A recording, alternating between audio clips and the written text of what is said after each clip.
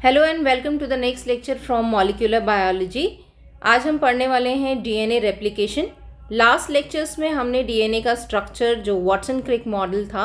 वो पढ़ा था। वाटसन एंड क्रिक मॉडल के थ्रू हमने ये देखा कि किस तरीके से दो स्ट्रैंड्स जो होते हैं डीएनए के, जो दो स्ट्रैंड्स हैं वो आपस में किस तरीके से हेलिकली जो है अटैच्ड होते हैं with a weak non covalent bonding, that is a hydrogen bonding. तो ये हाइड्रोजन बॉन्डिंग के थ्रू जब ये दोनों एंटी पैरेलल स्ट्रैंड्स एक दूसरे से अटैच्ड होते हैं तो इट वाज प्रपोज दैट कि ये जब रेप्लिकेट हो रहे होंगे तो हो सकता है ये दोनों ही स्ट्रैंड आपस में अलग हो जाते हों और टेम्पलेट के जैसे बिहेव करने लगते हों, और टेम्पलेट के जैसे बिहेव करने के बाद में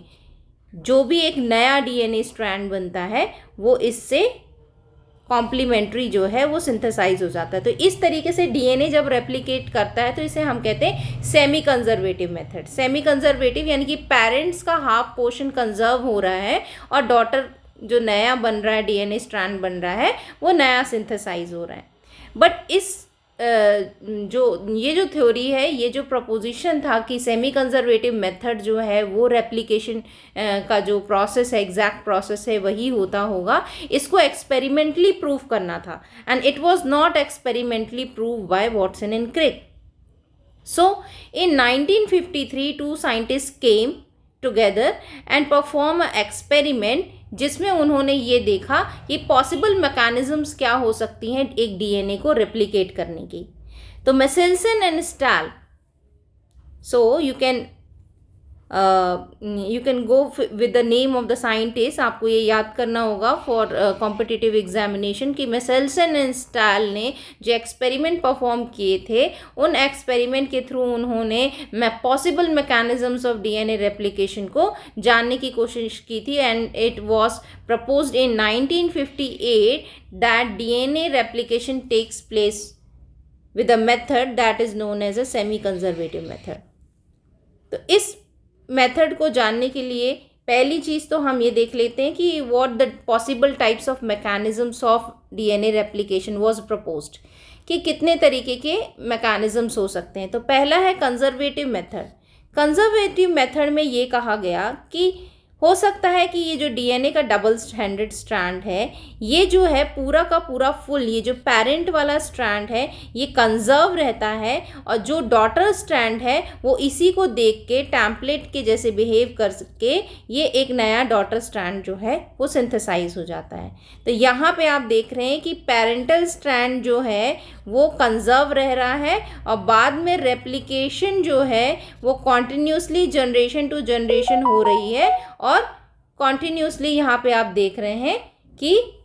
डीएनए का स्ट्रैंड जो है वो सिंथेसाइज होता जा रहा है और पेरेंटल स्ट्रैंड जो है वो कंजर्व है। Then the next proposition was that कि मे बी हो सकता है कि ये जो पॉसिबल मैकेनिज्म है डीएनए रेप्लिकेशन की वो डिस्पर्सिव टाइप में हो। डिस्पर्सिव मीन्स यहाँ पे उन्होंने सोचा कि डीएनए जो है वो शायद ब्रेक हो गया होगा, बीच में इस तरीके से ब्रेक हुआ होगा और अलग अलग जगह से ब्रेकिंग हुई होगी, और नया जो डीएनए है वो न्यू न्यूक्लियोटाइड्स यहाँ पे आके अटैच्ड हुए होंगे। तो यहाँ पे आप रेड कलर से जो देख रहे हैं, रेड कलर से पेरेंटल पोर्शन है, एंड ब्लू जो लाइन है जो ब्लू कलर से शो हो रही है वो यहाँ पे नया डीएनए डॉटर का स्ट्रैंड जो है वो बना हुआ है। तो कुछ पोर्शन पेरेंटल है और कुछ पोर्शन जो है वो न्यू स्ट्रैंड्स है। तो ये पूरा एक तरीके से मोज़ैक टाइप में बन गया है। सो डिस्पर्स्ड है यहाँ पे। So this method was known as dispersive method. Then उन्होंने वही जो जिस तरीके से वाटसन क्रिक ने मॉडल दिया था, उस मॉडल में सबसे पॉसिबल जो मैकेनिज्म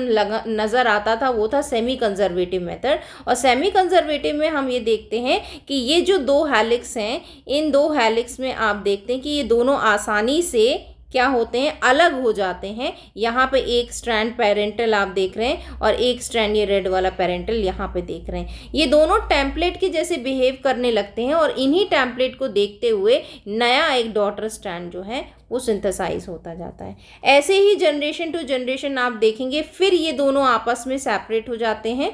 और सेपरेट होने के बाद में ये पेरेंटल यहाँ पे वैसा ही कंजर्व रह जाता है और डॉटर जो है वो नई यहाँ पे सिंथेसाइज होती जाती है। तो जनरेशन टू जनरेशन इस तरीके से सेमी कंजर्वेटिव मेथड में क्या होता है कि पेरेंट कंजर्व रह जाता है हाफ, और नया हाफ जो है डॉटर जो है डीएनए जो है वो सिंथेसाइज हो जाता है। पर जैसे जैसे जनरेशन आगे जाती है आप देखेंगे कि इस तरीके से जो ये हाफ वाला पोर्शन है जो डॉटर और पेरेंटल कॉम्बिनेशन का हाइब्रिड जो है, इसकी जो आप देख रहे हैं कि नंबर है वो कंपैरेटिवली कम होते जाते हैं, और ये यहाँ पे जो नया स्ट्रैंड बन रहा होता है डॉटर वाला, वो इस तरीके से वो न्यू सिंथेसाइज्ड होते जाते हैं। ओके, सो अब इसके बाद में अब ये एक्सपेरिमेंटली प्रूफ कैसे करना था, तो एक्सपेरिमेंटली प्रूफ करने के लिए मेसेल्सन एंड स्टैल ने कुछ इस हाइपोथेसिस की टेस्टिंग करनी शुरू की कि क्या ये मेथड जो है सेमी कंजर्वेटिव मेथड के थ्रू है या कंजर्वेटिव मैकेनिज्म है या डिस्पर्सिव मैकेनिज्म है। तो उन्होंने क्या किया, उन्होंने बैक्टीरिया को ग्रो कराया। ठीक है, सो बैक्टीरिया यहाँ पे आप देख रहे हैं कि इस तरीके से टेस्ट ट्यूब में या उन्होंने जो पेट्री प्लेट्स हैं उसमें बैक्टीरिया जो है उसको ग्रो कराया। अब जब ये ग्रो करा रहे थे तो इसमें उन्होंने मीडिया रखा उसको ग्रोथ कराने के लिए। ठीक है, तो मीडिया जो था इसमें उसमें उन्होंने क्या लिया है, heavy isotope of nitrogen. Nitrogen के इन्होंने हैवी आइसोटोप्स लिए हुए थे। ठीक है, अब हैवी आइसोटोप डाल दिया इसमें और बैक्टीरिया को क्या किया, ग्रो कराने लगे। और कई जनरेशन से अप्रॉक्स 14 जनरेशन तक इन्होंने क्या किया है, 14 जनरेशन तक इसको ग्रो कराया, जिससे कि अब यहाँ पे बैक्टीरिया का जो भी डीएनए यहाँ पे नया रेप्लिकेट किया होगा उसमें यहाँ पे ये जो N15 ये जो आप आइसोटोप हैवी आइसोटोप देख रहे हैं वो जो है यहाँ पे उसमें प्रॉपरली अटैच्ड हो गया हो, यानी कि अब नए जो भी डीएनए स्ट्रैंड होंगे वो क्या होंगे, हैवी आइसोटोपिक कैरिंग होंगे। उसके बाद में इन्होंने क्या किया, कुछ बैक्टीरिया जो है वो उन्होंने यहाँ से लिया और उसको एक नए मीडिया में ग्रो कराया। अब वो जो नया मीडिया था उसमें उन्होंने क्या लिया है, उस पर उन्होंने लाइट आइसोटोप यूज़ किया है नाइट्रोजन का N14। ठीक है, इसको लिया है। ओके, इसको लेने के बाद में क्या होता है, अब ये देखते हैं इस बैक्टीरिया को ग्रो कराते जाते हैं। तो ये पहली जनरेशन थी उसकी, फर्स्ट जनरेशन, ये सेकेंड जनरेशन है उसकी, ऐसे ही ये आगे आगे ग्रो कराते जाते हैं। और हर जनरेशन में एक बार ये सैंपल को उसमें से निकालते हैं और उस सैंपल का यहाँ पे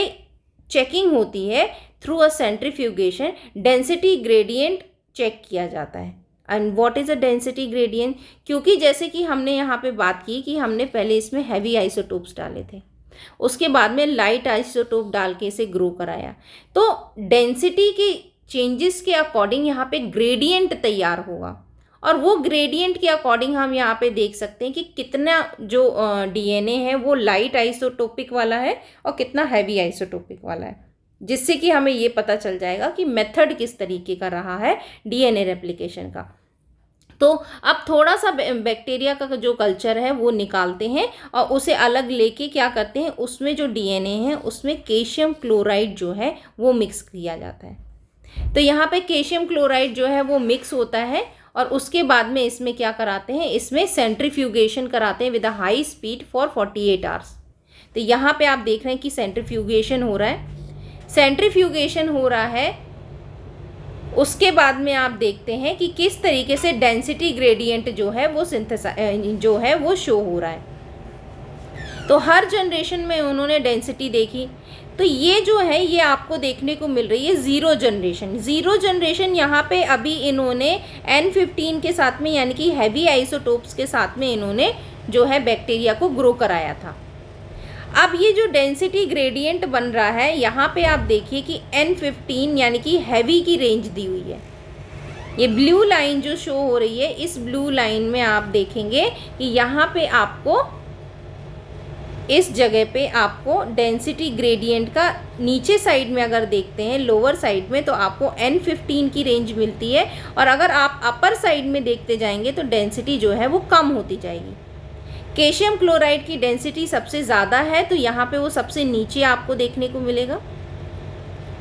और धीरे धीरे धीरे धीरे धीरे धीरे धीरे धीरे जैसे ही ऊपर जाते जाएंगे डेंसिटी ग्रेडियंट लो होता जाएगा, जो कि यहाँ पे माइनस नेगेटिव साइन से आपको शो हो रहा है, और पॉजिटिव साइन से आपको हाई डेंसिटी ग्रेडियंट नज़र आ रहा है। अब यहाँ पे देखते हैं कि N15 यानी कि हैवी आइसोटोपिक रीजन में आप देखेंगे तो यहाँ पे सबसे ज़्यादा DNA के बैंड्स जो हैं वो एक रेड कलर से, ये जो DNA का बैंड नज़र आ रहा है ये यहाँ पे दिखता है,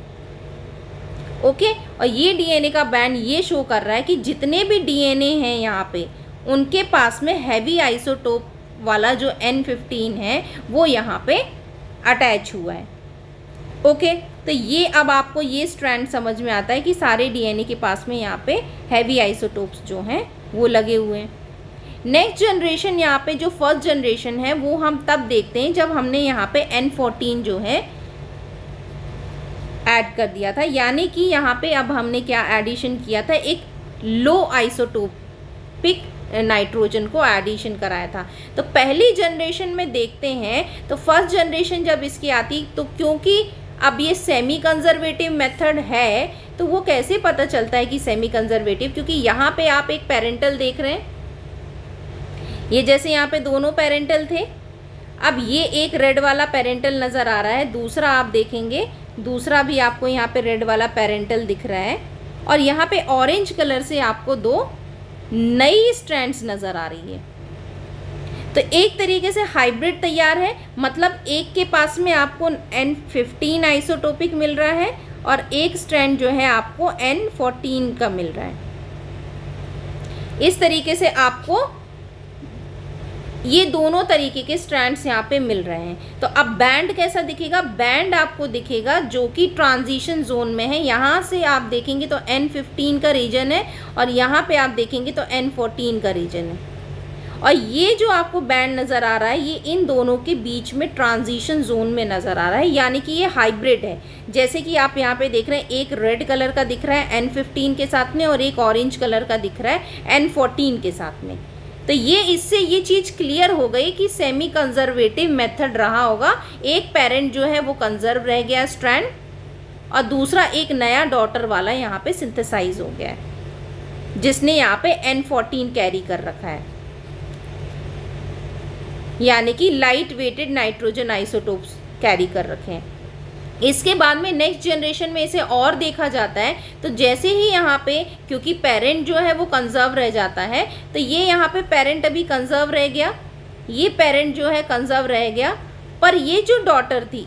ये डॉटर वाली अब फिर से अपने ही जैसे यहाँ पे नई जो जनरेशन सिंथेसाइज कर रही है, क्योंकि अब इनके पास में तो मीडिया में सिर्फ N14 है, यानी कि लाइट वेटेड आइसोटोप ही है। तो यहाँ पे अब जितने भी नए स्ट्रैंड बनने वाले हैं डॉटर स्ट्रैंड, उनके पास में N14 ही होगा, यानी कि लाइट वेटेड आइसोटोप्स ही होंगे, ठीक है। अब यहाँ पे देखिए तो ये स्ट्रैंड जो है जो आपको ट्रांजिशन में है ये थोड़ा सा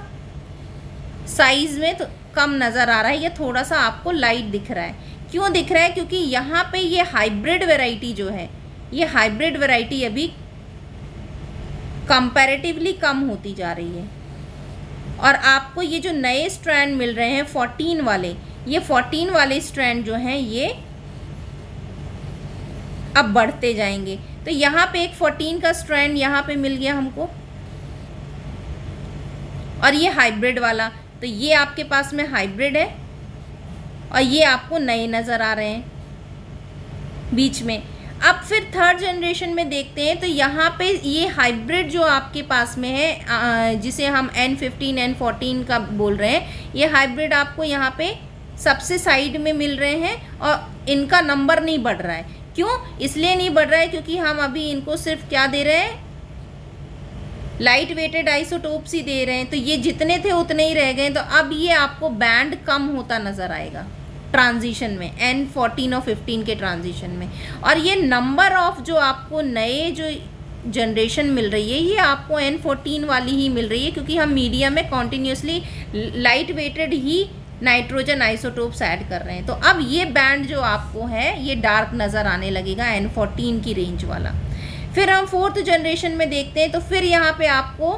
हाइब्रिड उतने ही नज़र आते हैं, ठीक है, पर कंपैरेटिवली नया जो आपको जनरेशन मिल रही है वो सारी की सारी N14 के साथ में, यानी कि लाइट वेटेड आइसोटोप्स के साथ में। इसलिए आपको यहाँ पे 14 पे ये जो बैंड है ये एकदम प्रोमिनेंट नज़र आता है, और 15 और 14 का जो ट्रांजिशन है वो आपको एकदम कम नज़र आएगा यहाँ पे,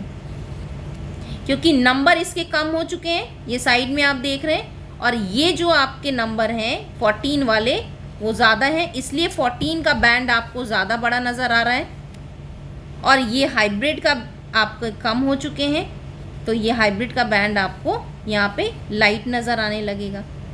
तो ये जनरेशन टू जनरेशन अब ये कैसे समझ में आया कि ये आपका सेमी कंजर्वेटिव मेथड है, ठीक है, क्योंकि अगर ये कंजर्वेटिव होता, अगर ये फुल कंजर्वेटिव होता तो यहाँ पे क्या होना चाहिए था कि एक पेरेंटल स्ट्रैंड जो है वो कंप्लीट आपका पेरेंटल बैंड देता, यानी कि N15 के साथ में, और अगर ये बात थी कि यहाँ पे पूरा कंजर्व रह जाता है और नया जो डॉटर स्ट्रैंड है वो पूरा नया बनता है, यानी कि फुल पेरेंट रह जाता है और नया डॉटर बनता है, तो आपको इस तरीके से एक N14 का और एक N15 के ऐसे दो बैंड मिलने चाहिए थे। सेपरेटली एक N14 में मिलता और एक सेपरेटली आपको N15 में मिलता, पर ऐसा नहीं हुआ है। हमें क्या मिला है, हमें तो यहाँ पे ट्रांजिशन जोन में हाइब्रिड मिला हुआ है। हाइब्रिड यानी कि एक यहाँ पे आपको N14 का कॉम्बिनेशन मिल रहा है और एक आपको N15 का मिल रहा है, तो यानी कि ये N15 के साथ में N14 भी है, तो ये हाइब्रिड है। तो ये पॉसिबिलिटी तभी हो सकती है जब आप यहाँ पे पेरेंटल जो स्ट्रैंड है वो सेमी कंजर्वेटिव रहा होगा, यानी कि एक पेरेंटल चल रहा था और एक यहाँ पे नया डॉटर का स्ट्रैंड बना है, ये तभी पॉसिबिलिटी हो सकती थी, ठीक है। उसके बाद में अगर हम डिस्पर्सिव की बात करें कि डिस्पर्सिव क्यों नहीं है, तो डिस्पर्सिव में हमने क्या कहा था कि डीएनए का ये जो डबल स्ट्रैंड है ये ब्रेक हो गया होगा, जगह जगह से इसकी ब्रेकिंग हुई होगी, और क्या हुआ होगा, ये बीच बीच में इसने नए जो हैं यहाँ पे जो डॉटर स्ट्रैंड है उसने नए यहाँ पे अलग अलग से इस तरीके से डिस्पर्सिव तरीके से यहाँ पे अटैचमेंट किया होगा। तो अगर इस तरीके से कंडीशन होती तो ना तो आपको यहाँ पे सेपरेट 14 का स्ट्रैंड मिलने नहीं वाला था, क्योंकि अगर ये पेरेंटल है तो ठीक है, ये एक N15 का मिलना चाहिए था हमें फुल, ठीक है, तो ये फुल आपको N15 का तो मिला नहीं। कब मिला है, वो तो जब 0 जनरेशन है तभी है बस यहाँ पे, पर हाइब्रिड मिल रहा है तो ठीक है। अगर हम इसकी हाइब्रिड में अगर ये कह सकते हैं कि ठीक है इसके पास में एक N14 होगा और इसके पास में N15 होगा, ठीक है, तो पॉसिबिलिटी हो सकती है कि ये हाइब्रिड शो कर रहा हो, पर हमें प्योर 14 का जो स्ट्रैंड है यानी कि नया इस तरीके से ये भी हमें मिल रहा है N14 का, ये N14 का पूरा स्ट्रैंड आपको यहाँ पे प्योर मिल रहा है, तो ये डिस्पर्सिव में हो ही नहीं सकता कि प्योर आपको यहाँ पे स्ट्रैंड जो है डॉटर का मिल रहा हो, क्योंकि ये डिस्पर्सिव है तो ये आपको यहाँ पे मिक्स मिलने चाहिए थे, पर प्योर अगर 14 नज़र आ रहा है तो यानी कि ये डिस्पर्सिव मेथड नहीं हो सकता, ठीक है। और अगर आपको प्योर 14 और प्योर 15 के ही बैंड मिलने चाहिए तब वो कंजर्वेटिव होता, हाइब्रिड होना ही नहीं चाहिए था यहाँ पे, पर हाइब्रिड भी मिल रहा है, तो ये आपको पॉसिबिलिटी तभी हो सकती है जब मेथड जो है सेमी कंजर्वेटिव टाइप में होगा, तभी आपको इस तरीके के बैंड पैटर्न्स मिल सकते हैं जिसमें आपको एक हाइब्रिड भी मिल रहा है, प्योर आपको यहाँ पे जो है 14 के भी मिल रहे हैं, ये पॉसिबिलिटी तभी हो सकती है। यानी कि आपके पास में ये पेरेंट है, ये पेरेंटल स्ट्रैंड जो है इसको अगर हम कहें कि ये हैवी आइसोटोप्स के साथ में इसकी बाइंडिंग हुई है 0 जनरेशन में, और अगर ये सेमी कंजर्वेटिव मेथड में काम कर रहा है तो ये एक स्ट्रैंड उसका पेरेंटल बन जाएगा, ये दूसरा वाला पेरेंटल बन जाएगा, और नई जो जनरेशन आएगी वो फिर N14 यानी कि लाइट वेटिक आइसोटोप्स की यहाँ पे आनी चाहिए, यानी कि ये N14 होना चाहिए इसके पास में, और ये एक पेरेंटल इसका पहले से ही N15 यानी कि हैवी वेटेड वाला होना चाहिए। तो ये क्या बन गया, अब ये आपका हाइब्रिड बन गया है। हाइब्रिड में आपको N15 साथ में N14 यानी कि लाइट वेटेड और हैवी वेटेड दोनों ही आइसोटोप मिल रहे हैं। तो ये बैंड ये इस चीज़ को प्रूव करता है, जो कि ट्रांजिशन जोन में आ रहा है N15 और N14 के में, और ये लगातार आपको ये बैंड ट्रांजिशन जोन में मिलता ही जा रहा है। बस डिफरेंस ये है कि इसका अपीयरेंस जो है ये कम होता जा रहा है जनरेशन टू जनरेशन। जैसे कि देख सकते हो कि फर्स्ट जनरेशन में ये हाइब्रिड ज़्यादा है, ये कंपैरेटिवली ज़्यादा है, फिर जैसे ही नई जनरेशन आती है ये हाइब्रिड कंपैरेटिवली कम होते जाते हैं, ये जैसे नई जनरेशन आती है ये कंपैरेटिवली कम होते जाते हैं, ये जैसे ही नई जनरेशन आती है ये कंपैरेटिवली कम होते जाते हैं। इसलिए यहाँ पे बैंड जो है सक्सेसिवली ट्रांजिशन पोजीशन पे क्या है, ये आपको कम नज़र आता जाएगा, ये सक्सेसिवली कम होता जाएगा, ठीक है। और साथ में 14 का स्ट्रैंड आपको इसलिए मिलता जा रहा है क्योंकि नई जितनी भी जनरेशन है वो 14 मीडिया में ग्रो कर रही है, आपको लाइट वेटेड आइसोटोप में ग्रो कर रही है, इसलिए यहाँ पे आपको 14 का बैंड फिर ब्रॉड होता हुआ और डिस्टिंक्ट होता हुआ नज़र आता है, ठीक है। अब ये हम जैसे और नेक्स्ट जनरेशन में जाते हैं तो ये दोनों जो हैं अब साइड में हो जाएंगे और बीच में आपको नई जनरेशन जो है वो प्योर इस तरीके से 14 वाली ही सिंथेसाइज होगी, यानी कि लो वाली। तभी हमें एक यहाँ पे हाइब्रिड भी मिलता है और यहाँ पे प्योर आपको लाइट वेटेड आइसोटोपिक भी मिलता है। ये दो तरीके के बैंड आपको मिलते हैं। तो it was prove by this experiment कि जो डीएनए का रेप्लिकेशन है वो सेमी कंजर्वेटिव मेथड के थ्रू ही पॉसिबल होता है। Okay, then this was the full experiment behind the method of DNA replication that was proposed by Michelson and Stahl। तो आई होप ये रेप्लिकेशन से पहले ये जो आपको एक्सपेरिमेंट है इसने ये क्लियर कर दिया होगा कि रेप्लिकेशन जो है सेमी कंजर्वेटिव मेथड के थ्रू फॉलो होता है, और किस तरीके से फॉलो हुआ है ये हमने एक्सपेरिमेंटली देख लिया है कि एक्सपेरिमेंटली किस तरीके से आप आइसोटोप्स को यूज़ करके जो है वो प्रूव कर सकते हैं यहाँ पे कि कैसे जो बैंड्स आते हैं वो बैंड आपको मिलते हैं प्योर। एक तो हाइब्रिड मिलता है और हाइब्रिड के बाद में आपको प्योर आपको एक नया लो जो है आइसोटोपिक टाइप में वो मिलता है, जिससे कि इट वाज प्रूव कि मेथड जो है कंजर्वेटिव या डिस्पर्सिव नहीं सेमी कंजर्वेटिव होता है। देन नेक्स्ट वीडियो में हम डीएनए रेप्लिकेशन की जो प्रोसेस है उसको डिटेल में पढ़ेंगे।